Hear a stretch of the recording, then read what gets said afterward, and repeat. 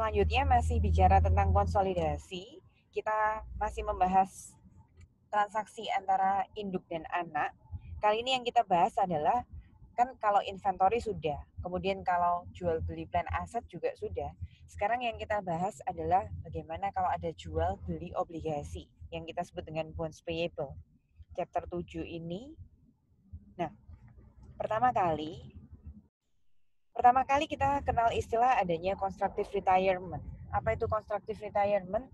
Nanti kita akan menghitung ya. Jadi pertama kali dalam sebuah case itu yang paling penting kita lihat dari sudut pandang pembeli bonds. Pembelinya itu saat membeli bonds mengalami gain atau mengalami loss. Itu nanti yang disebut dengan constructive retirement. Constructive retirement sudah ada pengertiannya di sini. Nanti gain or loss-nya kita akan praktekkan melalui sudut pandang pembeli.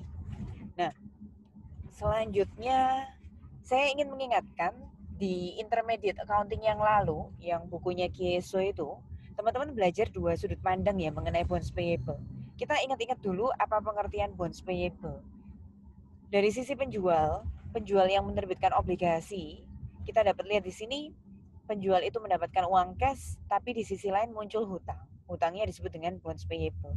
Kalau di sisi pembeli, cash-nya keluar untuk membeli bonds itu tadi. Nah, di sisi pembeli, bonds itu dicatat sebagai investment. Jadi kita sebut dengan investment in bonds. Kalau sisi penjual, tentu saja harus membayar bunga, muncul interest expense, kemudian proses amortisasi di sini. Nah, kalau sisi pembeli, dia yang terima bunga, sehingga dia muncul pendapatan atau interest revenue. Ada juga konsep amortisasi di sini. Nanti kita akan lihat ya. Ada dua jenis amortisasi yang mungkin timbul dalam sebuah kasus. Bisa premium ketika harga jual atau harga beli melebihi nilai standar atau parnya.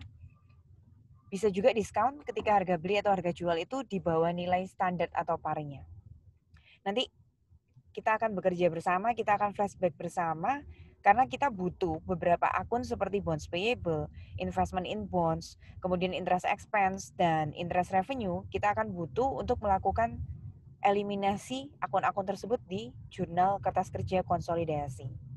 Nah, nanti kita akan menggunakan contoh soal ini, seperti biasa, biar mudah.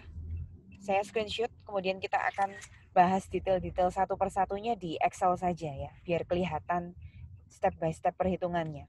Hari ini kita akan pelajarin seperti biasa jurnal transaksinya. Chapter 1 sampai 4 yang lalu, nanti saya perkenalkan 2 tambahan jurnal transaksi di chapter 7 bonds ini. Kemudian ada 3 jurnal kertas kerja baru di chapter 7 ini ya. Ada 3 jurnal eliminasi. Kemudian seperti biasa, ada 5 jurnal chapter 1 sampai 4. Ketika kita belajar subsidiary account acquisition of parent bonds, berarti yang punya bondsnya parent, yang beli adalah subsidiary-nya, P-nya yang menjual obligasi, maka disebut dengan downstream. Kita pelajari transaksi yang normal downstream dulu. Kemudian nanti kita akan pelajari sisi sebaliknya ya. Bagaimana kalau parents acquisition of subsidiary bonds. Jadi kalau bondsnya milik anak, yang beli adalah induk atau parent-nya. S yang menjual maka disebut dengan upstream. Nanti kita akan lihat bedanya di dalam jurnal transaksi, khususnya di jurnal transaksi yang chapter 7 yang berbeda. Nanti kalian bisa ambil kesimpulan ternyata bedanya sama, bedanya akunnya sama, cuma angkanya saja yang dikali dengan persentase kepemilikan. Kalau di jurnal kertas kerja juga sama dengan chapter inventory, chapter plan aset yang lalu ya. Jadi bedanya akun yang menyertai investment in S kita kenal di sini ada NCI, non controlling interest. Kita akan praktekkan ini bersama ya.